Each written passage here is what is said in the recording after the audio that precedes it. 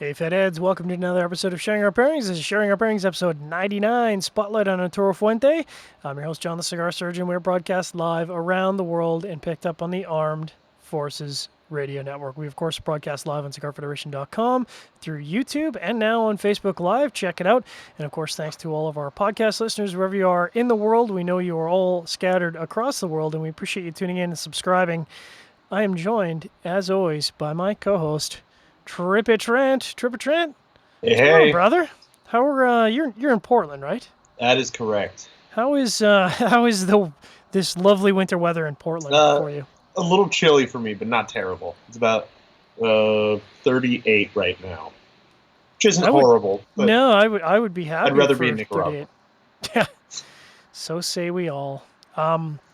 So yeah, I mean it's. I think we're for our audience, of course, we're doing a short pour edition, which means not a total 1 hour edition. And part of that's because I'm being a big baby and don't want to smoke in 0-degree weather, but also because we want to take a bit of a break this week from doing a full hour episode. We found some of our Facebook listeners didn't want to tune in for the full 1 hour episode, so we're going to go back to our short pour for this particular episode.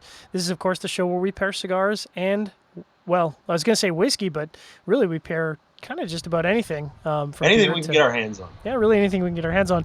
Now, of course, we are pairing, because this is the Spotlight on the Arturo Fuente show, we are pairing Arturo Fuentes. What are you pairing? What cigar you got loaded up tonight? I've got the old Don Carlos Robusto here. Hello. A classic. They changed the band, which is a little confusing, but I'm 90% sure that this is the same Don Carlos Reserva that it always was. I love Fuente. Let me just preface this by saying I love Fuente. Now, I understand Fuente is going to a slightly different band schedule for some of their cigars, which might clear up some of the confusion, because I do find that there's a little bit of coding involved, which, it's fine. It's kind of one of those things that I prefer not to do. I just want to pick up my Fuente, and I want to know what Fuente I'm smoking. And, I am in fact smoking. I don't know if you can see that through my big gloves here, but I'm smoking the Fuente Gran Reserva now. We kind of talked offline a little bit before the show started. The Fuente Gran Reserva that I'm smoking is the 898, which is they call it the Flor Fina, and it uses a natural wrapper. What kind of natural wrapper, you ask? Well, I asked the same thing. So it's a natural African Cameroon wrapper, and this is the Lonsdale. Is it? It is. It's a 6. I had no idea. Yeah, I had to look it up. So it's a 6 1/4 by 47 ring gauge using Dominican binder, Dominican filler, and it's good. I'm not sure it's going to really suit what we're pairing with tonight, but it's good. I enjoy it. It's we joked on the show. We've been joking on the show for years that Cameroon kind of pairs with everything. So I guess tonight we're going to kind of find out. Yeah, and mine's actually Cameroon as well. I never knew that those were Cameroon too. I thought that was the whole thing with the Don Carlos was the Cameroon, but it must be a different. I would assume a different priming on the wrapper, and probably a different mix of fillers. Also, from the Dominican Republic. Yeah, my understanding is that I think they use Cameroon on a significant portion, like the Hemingway, the short story Hemingway uses a Cameroon. Which I, for the record, just love Hemingways, whether it's the short story or whether it's the regular long Hemingway. Those I can smoke through, like, I don't know, a dozen of those in a week if I put my mind to it. Those things are fantastic. It's like candy. Just a reminder to your audience, you are tuned in to Sharing Our Pairings, episode 99, and Sharing Our Pairings is brought to you by Gurkha Cigars. Try the Gurkha Cellar Reserve, rated as one of the highest rated cigars in the world. In the entire world. So check out the Gurkha Cellar Reserve. Talk to your local B&M. If they don't carry it, I'm sure you can find it online, but I'm pretty sure they're going to have some Gurkhas that'll fit your palate, and Cellar Reserve is probably one of them. But we're not talking about Gurkha tonight. We're talking about Arturo Fuente. And I'm kind of excited to get into the pairings because it is a little chilly, and this is kind of the weather for whiskey, and we are doing some cool Japanese whiskeys. I apologize for the scene changes there. I've got some big fat fingers with these gloves, so it's a little bit tough to be nuanced with my camera changes. But we are doing some whiskey, so maybe Tripp, Trent, you can kick us off because you've got a really interesting Japanese whiskey here tonight. Yeah, I've got a really interesting one. So we don't have a lot of Japanese whiskeys available in Oregon. There's a huge Japanese culture here. We've got Japanese gardens. Sushi, of course, is huge. We've even got a couple of sake breweries around. But what we don't have is a good selection of Japanese whiskey. Since That is a crime. our liquor distribution is all through the state, we end up with, I believe yesterday when I was looking at the list, it was something like 8 different bottlings. And it's not a big selection at all. But I found this one on there, which I had never heard of. It's called Akashi. And it's brewed by, I'm going to mess this up, I believe it's Eigashima. It is a blended whiskey that they don't really disclose the age on. Actually, let me talk about the distillery a little bit first, because they've got a pretty interesting story. They were founded in 1888, and they were originally, all they made was soju and sake. Which, and then I love a good sake for the record. Oh yeah, me too. So I might have to hunt down some of their sakes. And then in 1919, which is kind of when whiskey culture started in Japan. Oops, my lights went out. They got their whiskey license in 1919 and started making whiskey. The weird thing, 1919, Miller Man, not 99. The weird thing is I couldn't find really any details about what kind of whiskey they I assume it's got to be a grain whiskey. Some kind of grain whiskey. That's what I would think. The only thing it's kind of described as is not modern whiskey. Like, I don't know what they called whiskey back then. There was one picture that I saw of a bottle that was like a hip flask kind of bottle that just said old style Scotch whiskey that apparently they made back before you were allowed to, or before they only would allow you to call Scotch if it was made in Scotland. So anyway, this is Akashi, which is their blended whiskey. As far as I can tell, this came out within about the last 10 years when they really started to make what modern people call whiskey. And the really interesting thing about this is it says that they use some sake methods when they're making it. Even though they don't describe exactly what kind of techniques those are, they call it the only whiskey in the world that's actually made by a sake maker instead of a master distiller, rather. And the distillate that they use, even though it's blended, the distillate ends up being 70% corn and 30% lightly peated barley that's imported from Scotland. My guess is they buy the corn-based liquor and they make the peated barley liquor themselves. And then they age that in American oak soju casks for 3 years. Then they age it in ex-bourbon barrels for an undisclosed amount of time. And then they finish it in sherry casks for 2 years. Ooh. So they've got 3 different casks bottle, which is pretty cool. So now, somewhere around 5 years of age on this. Just because if I remember right, the Akashi, they have a white oak tree on the front of the bottle, do they not? And so that. Interestingly enough, that's how I've always seen it. Like it's this weird thing where I've seen it referred to as Akashi, but I've also seen it referred to as white oak. And I'm not sure if white, like Akashi, maybe means white oak, but because I do not speak Japanese, so that's what Eigashima means. The name of the distillery translates to white oak. Oh, okay. Well, so that makes a lot of sense. Even though they don't actually use Japanese white oak, that's the name of the distillery.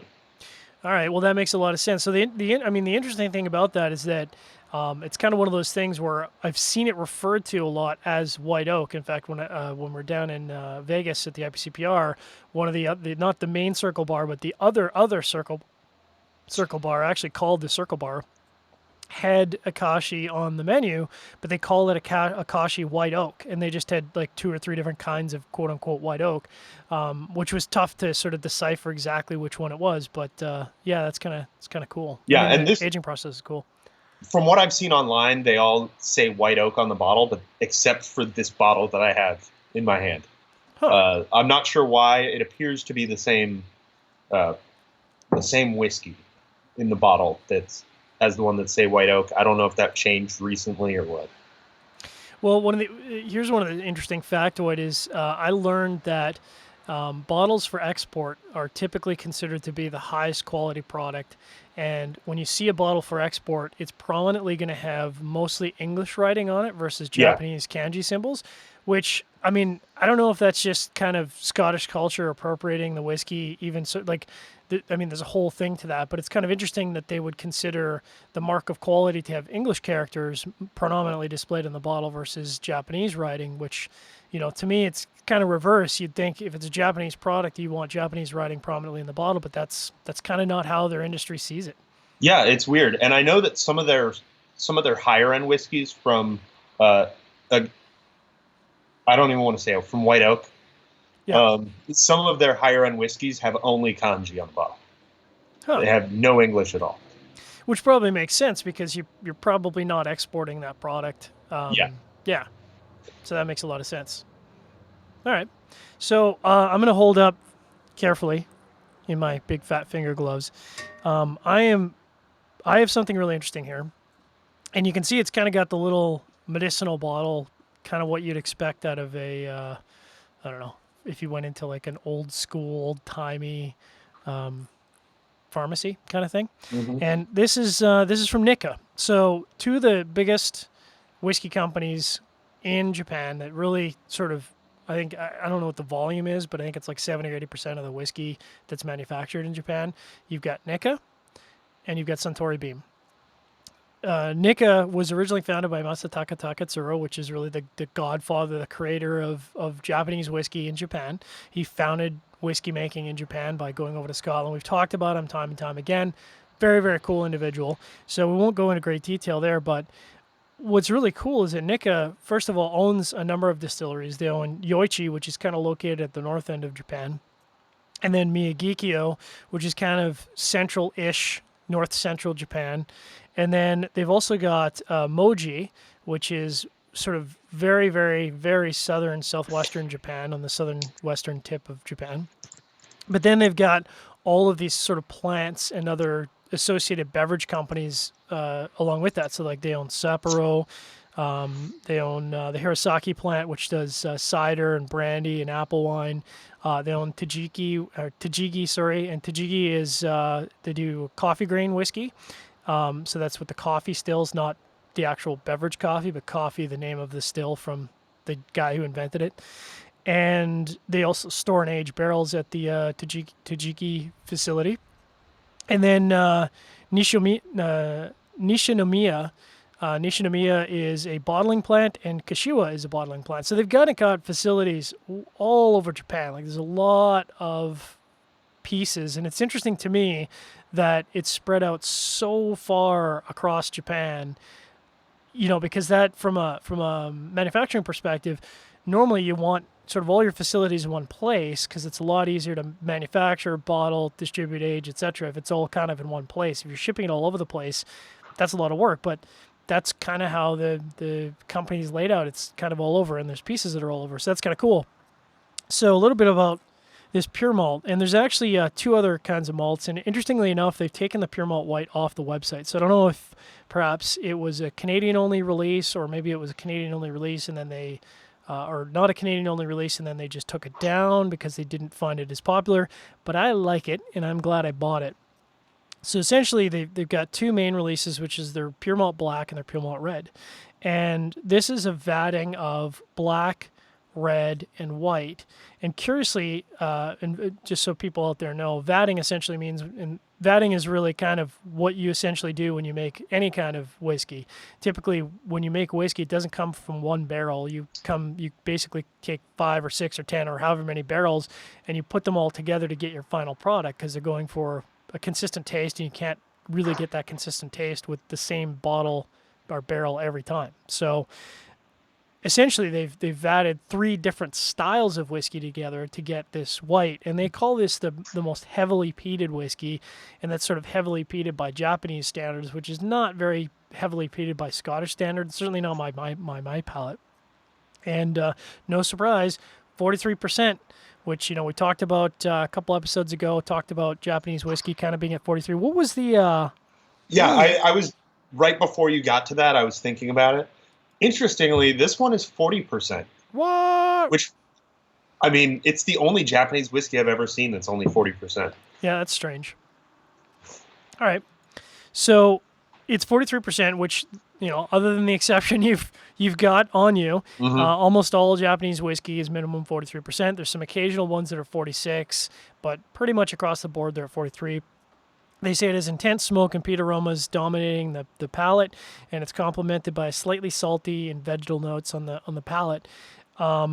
That's kind of interesting to me, and I haven't had it in a while, so I figured this was kind of an interesting test to pair a Cameroon wrapper and Arturo Fuente, which is not. I wouldn't describe this cigar as mild, but I certainly wouldn't describe this cigar as medium. It's kind of in the somewhere between light plus, medium minus, subtle category for me, and Definitely. it's kind of nutty, got a little bit of grassy tones there, a little bit of hay. It's a lot of woody notes, and I enjoy that. I mean, it's a nice, easy smoke.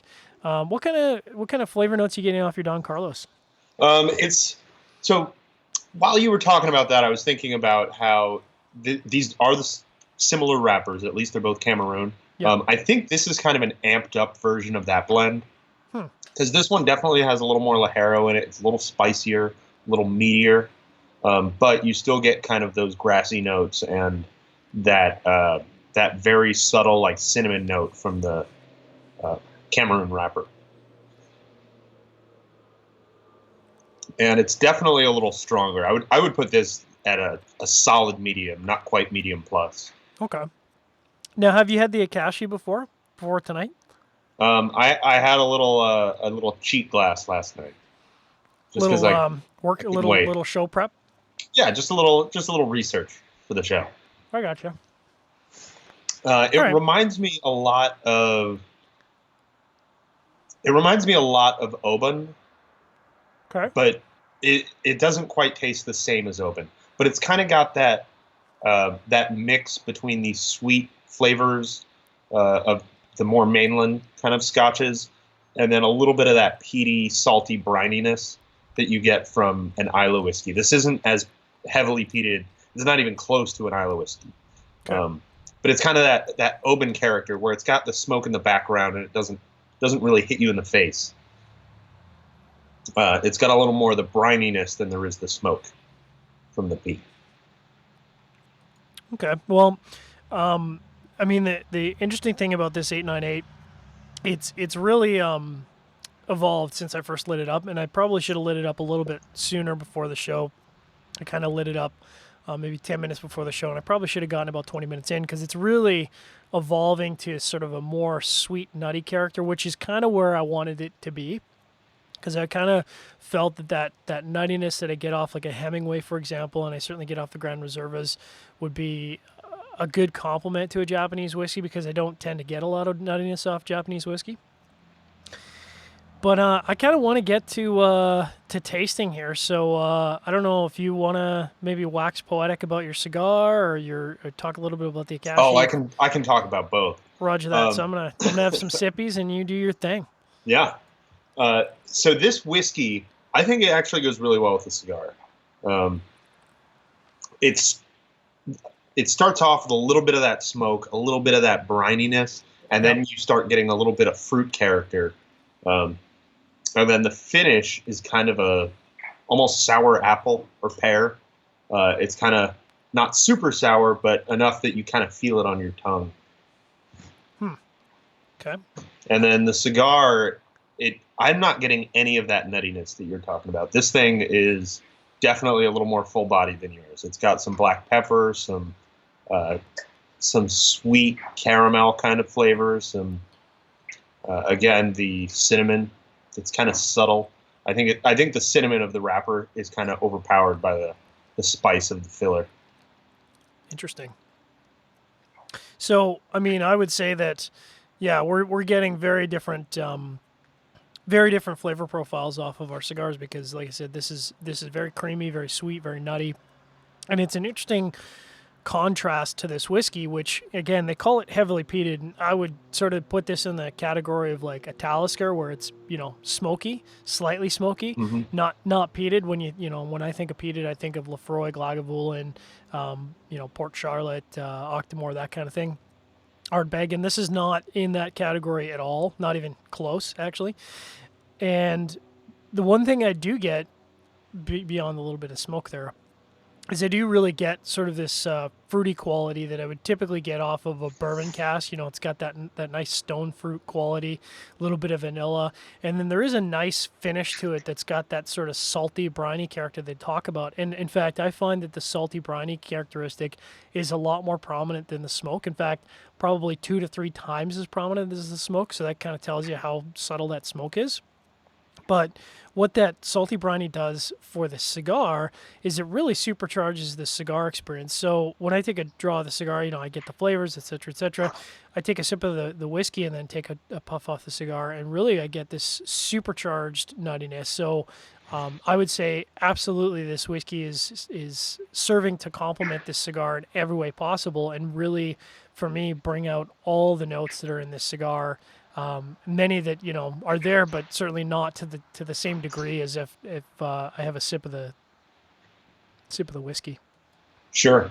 I'm just noticing. I think it's probably the sherry. I don't drink a lot of sherried scotches, Mm-hmm. but I'm getting sort of a minty menthol finish on this, which I Funky. find brings out a lot of sweetness in the cigar. Interesting. So mintiness is not, I mean, that's interesting because mintiness is not something I normally get a lot in whiskeys, and I haven't had a lot of the Akashi other than, one small example. And I think it's because even up here where I've got a dearth of Japanese whiskey, I've never seen Akashi on the shelf. So that's kind of interesting. And it's interesting that it's serving to complement. Yeah, it definitely brings out the sweetness of the cigar a little bit, and maybe a little bit of nuttiness. There's some sort of flavor that I only get immediately after taking a sip that I just can't quite identify. So, yeah, I mean it's like I said, when I take a sip of this whiskey and take a puff off the cigar, absolutely stunning combination, which is interesting because I think if I'd gone with something that was I'm not sure if a Talisker would go with this really, because I think the Talisker smoke is just too much and really overrun over the cigar, which is what I would describe this cigar as nuanced and light and nuanced and subtle. So I think going any stronger on the peat scale would just run the cigar over, but this manages to just really, really work well. It actually makes me want to try pouring the Pure Malt Red and the Pure Malt Black just to kind of see how they fare with the dialed back peatiness, but sort of some of the same core characteristics.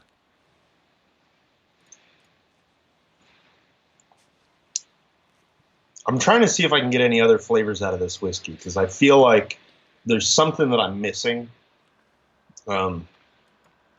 It's not a super flavorful whiskey. It's not full bodied. Yeah.